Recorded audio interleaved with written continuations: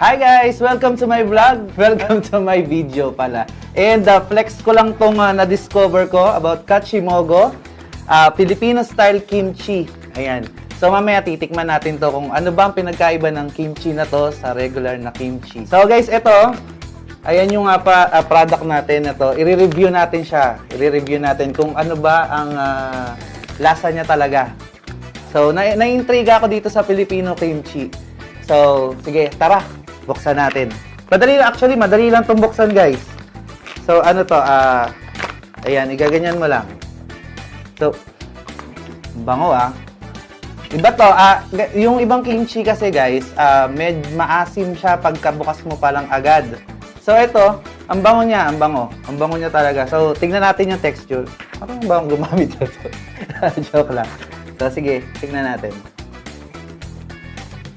Oh. Parang fresh na fresh pa siya, guys. Tingnan nyo sa malapitan. So guys, tingnan nyo. Napakaganda ng texture niya and ang bango niya, ang bango. So ito guys, pwede nyo itong isama sa mga ulam nyo like mga fried fish, fried meat, mga ganon. So tikman natin.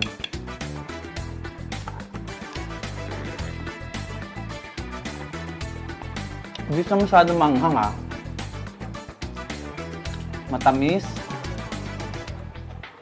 And yung gulay niya crunchy. So may natikman ng mga ibang kimchi, guys, yung Korean style kimchi. Yun kasi maanghang. Ito, yung Filipino style kimchi natin, matamis. Na tolerable yung anghang niya. Crunchy yung kanyang texture. Ang sarap. Ang sarap nito, guys, ang sarap nito sa fried fish, fried meat. Ayan, pwede siyang ihalo, pwede siyang gawing soup. So guys, sa mga gustong mag-try nito, i-search nyo lang po yung Kachimogo page. Yan, or located yan sa Purok 7, Bantog Norte. So andun yung store ng Kachimogo. So pwede din kayong umorder online. So punta lang kayo sa page ng Kachimogo. Try nyo to, guys. Pwede to sa sinangag. Ayan, isama siya sa sinangag. Longganisa, try nyo, guys. Masarap to sa longganisa. Promise. Matagal-tagal nyo itong kakainin. Kasi pag hindi nyo ito naubos, ayan, pwede nyo siyang isil uli. Ayan, pwede nyo siyang isil uli.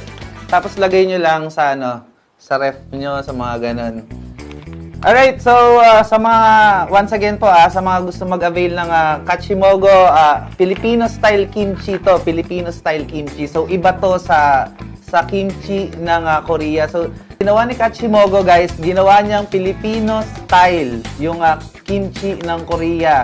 So, ang pagkakaiba nga lang niya, ito, sweet and spicy, pero tolerable naman yung pagka-spicy niya.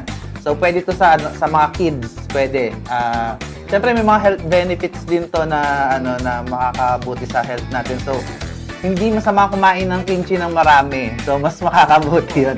So, ayan, flex ko lang to, guys. So, Kachimogo, mas try nyo to, promise.